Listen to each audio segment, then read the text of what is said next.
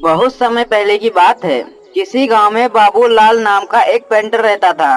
वो बहुत ईमानदार था, किंतु गरीब होने के कारण वो घर घर जाकर पेंट का काम किया करता था।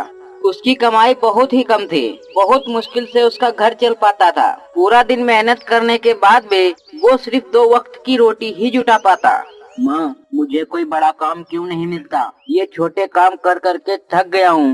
बेटा तू चिंता मत कर, तुझे काम जरूर मिलेगा। भगवान पर भरोसा रख। वो हमेशा चाहता था कि उसे कोई बड़ा काम मिले जिससे उसकी कमाई भी अच्छी हो, पर वो छोटे काम भी बड़े लगन और ईमानदारी से करता था। एक दिन गांव के जमींदार ने बुलाया और कहा, सुनो बाबूलाल, मैंने तुम्हें यहाँ एक बहुत ही जरूरी काम के लिए बुलाया है। क्या तुम वो काम करोगे? अगर कर सकते हो तो बताओ। जी हुजूर, जरूर करूँगा। बताइए काम क्या है? मेरे पास एक नाव है। मैं चाहता हूँ तुम मेरे नाव पे पेंट करो, और ये काम आज ही होना है और आज ही हो जाना चाहिए। जी हुजूर, ये काम मैं आज ही कर दूंगा। आप चिंता न करें। सामान लेकर बाबूलाल आते ही नाव को पेंट करना शुरू कर देता है। जब बाबूलाल नाव को पेंट कर रहा था तो उसने देखा कि नाव में छेद है। अरे, इस नाव में तो छेद है।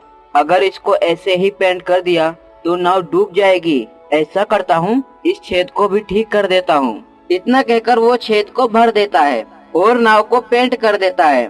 फिर जमींदार के पास जाता है और कहता है, हुजूर, नाव का काम पूरा हो गया, आप चलकर देख लीजिए। ठीक है, चलो। फिर दोनों नदी के किनारे जाते हैं। नाव को देखकर जमींदार बोलता है, अरे वाह बाबूलाल, तुमने तो बहुत अच्छा काम किया। दिल खुश कर दिया तुमने। ऐसा करो, तुम कल सुबह घर आकर अपना पैसा ले जाना। ठीक है हुजूर, मैं चलता हूँ। ठीक है, तुम जाओ। उसके बाद जमींदार भी अपने घर चले जाते हैं। अगले दिन जमींदार के परिवार उसी नाव में नदी के उस पार घूमने जाते हैं। शाम को जमींदार का नौकर रामू, जो उसके घर की भी देखभाल करता था, परिवार को घर पर न देखकर परिवार वाले के बारे में पूछता है। महाराज, आज घर पर कोई दिख नहीं रहा है, सब कहाँ गए हैं?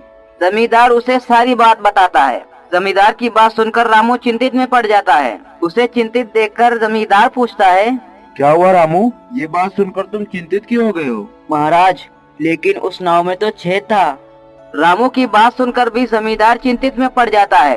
तभी उसके परिवार वाले पूरा दिन मौज मस्ती करके वापस आ जाते हैं। उन्हें सही सलामत देखकर जमींदार चैन की सांस लेता है। फिर अगले दिन जमींदार बाबूलाल को बुलाता है और कहता है, ये लो बाबूलाल, तुम्हारा मेहनत का पैसा। तुमने बहुत बढ़िया काम किया है। मैं बहुत खुश हूँ। पैसे गिनने के बाद बाबूलाल सोचने लगता है, क्योंकि वो पैसे ज्यादा थे।